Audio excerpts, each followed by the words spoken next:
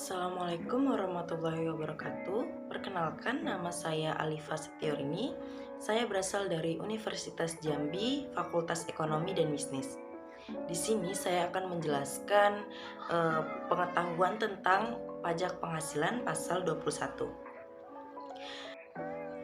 Nah, pertama-tama saya akan menjelaskan mengenai subjek pajak penghasilan pasal 21. Nah, kita harus tahu dulu nih subjek pajak penghasilan itu apa. Jadi subjek pajak itu adalah individu atau badan yang punya hak dan kewajiban dalam perpajakan sebagaimana telah diatur dalam undang-undang yang berlaku di Indonesia. Nah, jadi apa saja sih subjek-subjek pajak? Yang pertama itu adalah pegawai. Yang kedua itu adalah penerima uang pesangon, pensiun atau uang manfaat pensiun, tunjangan hari tua atau jaminan hari tua termasuk dari ahli warisnya.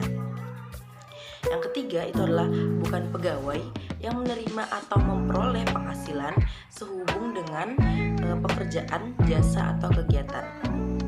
Nah, yang keempat adalah peserta kegiatan yang menerima atau memperoleh penghasilan sehubung dengan keikutsertaannya dalam suatu kegiatan. Nah, untuk selanjutnya kita akan membahas mengenai objek pajak penghasilan pasal 21. Nah, apa saja sih objek dari pajak penghasilan 21? Ada 10 objek yang ditetapkan. Yang pertama adalah penghasilan yang diperoleh oleh karyawan tetap. Yang kedua adalah penghasilan yang diterima oleh penerima pensiun secara teratur. Yang ketiga, penghasilan yang berkaitan dengan pemutus hubungan kerja dan dengan pensiun yang diterima secara sekaligus. Yang keempat adalah penghasilan karyawan tidak tetap atau tenaga kerja lepas yang digaji per minggu, per bulan atau per proyek. Yang kelima itu adalah imbalan kepada bukan karyawan. Yang keenam, bayaran yang diberikan kepada peserta kegiatan. Yang ketujuh itu adalah penghasilan berupa honorium atau imbalan yang bersifat tidak teratur yang diterima atau diperoleh anggota dewan komisaris atau dewan pengawasan. Yang kedelapan itu adalah penghasilan berupa jasa, produksi, tantiem, gratifikasi, bonus, atau imbalan lain yang bersifat tidak teratur yang diterima atau diperoleh oleh mantan pegawai. Yang kesembilan itu adalah penghasilan berupa penarikan dana pensiun oleh peserta program pensiun yang masih berstatus sebagai pegawai. Dan yang terakhir itu adalah penerimaan dalam bentuk natura dan atau kenikmatan lainnya. Selanjutnya kita akan membahas mengenai PTKP pajak penghasilan pasal 21. Nah, PTKP terbaru WP orang pribadi adalah sebesar 54 juta. PTKP terbaru bagi wajib pribadi yang kawin mendapat tambahan sebesar 4.500.000. Tambahan PTKP terbaru untuk seorang istri yang penghasilannya secara pajak digabung dengan penghasilan suami adalah 54 juta.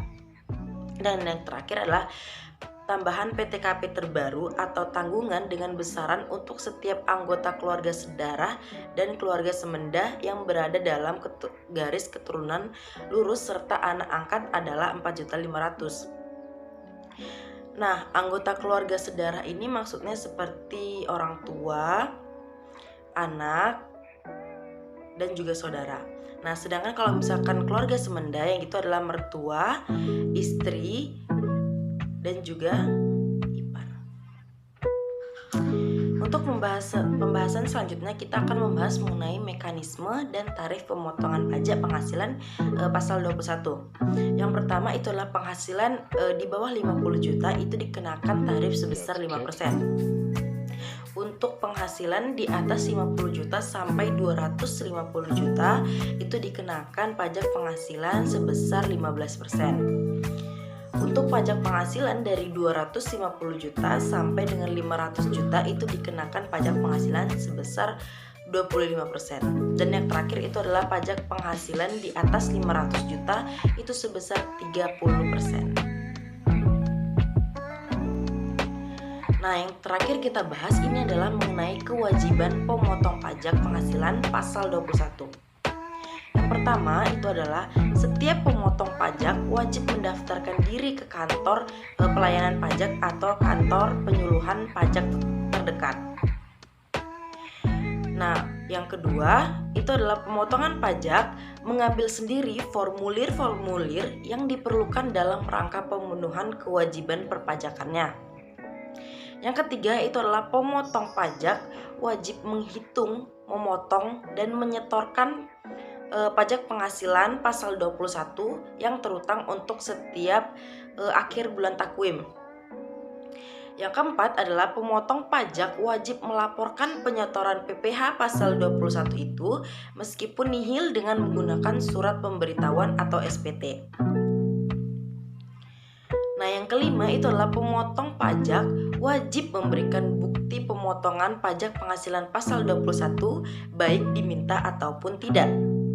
Dan yang terakhir adalah pemotong pajak wajib memberikan bukti pemotongan PPh pasal 21-nya. Sekian yang dapat saya sampaikan. Terima kasih.